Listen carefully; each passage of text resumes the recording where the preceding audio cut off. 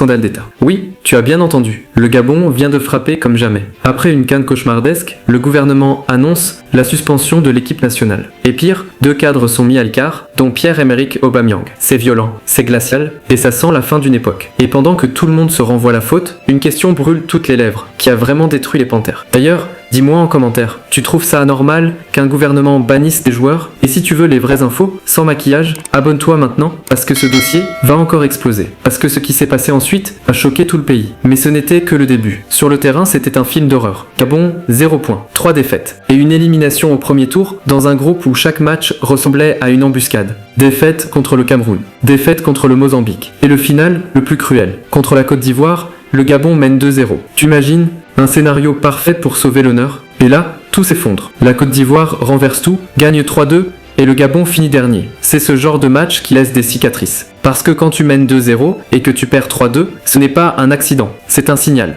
Un signal terrifiant, le groupe est cassé. Et justement, ce que le ministre a annoncé juste après ce match, personne ne l'avait vu venir. Et là, tout a basculé. Quelques heures après le dernier revers, le Gabon passe du football à l'affaire d'État. À la télévision nationale, le ministre des Sports par intérim, Simplice Désiré Mamboula, annonce des mesures radicales, dissolution du staff technique, suspension de l'équipe nationale, jusqu'à nouvel ordre et mise à l'écart de 2 joueurs, Bruno Ekulmanga et Pierre-Emerick Aubameyang. Tu te rends compte de la portée? Ce n'est pas on va discuter, ce n'est pas on va analyser, c'est on coupe, on sanctionne, on humilie. Et le message est clair, brutal, presque humiliant, la prestation a été jugée déshonorante. Mais le plus choquant, c'est le choix des cibles. Parce qu'au milieu du chaos, un nom ressort, Aubameyang. Et là, la vraie question arrive, est-ce qu'on l'a choisi comme bouc émissaire? Mais ce qu'il a dit ensuite a retourné le débat. Voici la partie la plus dérangeante. Selon plusieurs sources, Aubameyang n'a pas joué le dernier match et il était déjà reparti en France à cause d'un souci physique validé par les équipes médicales. Et aujourd'hui, Aubameyang est bien un joueur de l'Olympique de Marseille. Donc, comment expliquer qu'on le mette à l'écart comme s'il était le symbole du fiasco alors qu'il n'était même pas sur le terrain pour le dernier crash? Et là, Aubameyang répond, froidement, sur les réseaux,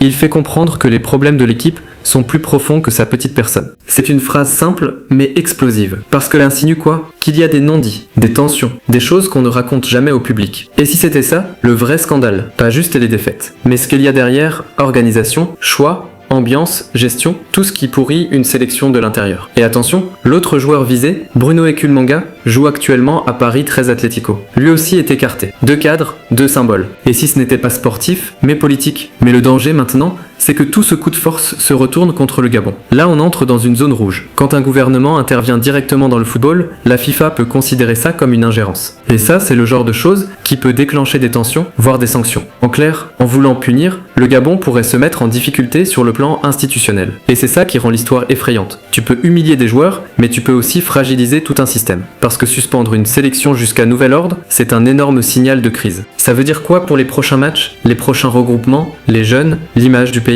Et là, on touche la question que personne n'ose dire à voix haute. Est-ce qu'on vient d'assister à la fin de l'ère Aubameyang en sélection? Mais attends, le plus choquant, c'est ce que cette décision peut provoquer dans les semaines qui viennent. Aujourd'hui, le Gabon est dans une tempête totale. D'un côté, tu as une CAN ratée, douloureuse, où le Gabon s'est fait renverser, même en menant au score. De l'autre, tu as un gouvernement qui répond avec une violence symbolique, on suspend, on dissout, on écarte. Et au centre, Aubameyang, un capitaine, un symbole, une légende pour beaucoup, mais aussi un homme devenu aujourd'hui le visage d'un fiasco national. Alors je te pose la question, franchement, est-ce que c'est une décision courageuse ou une humiliation honteuse? Est-ce qu'on protège le football gabonais ou est-ce qu'on le détruit encore plus? Dis-le en commentaire. Et si tu veux la suite de cette affaire, parce que oui, il y aura une suite, abonne-toi, active la cloche et on en parle dès que ça tombe. Parce que la prochaine annonce pourrait être encore plus brutale. Mais ce n'était que le début.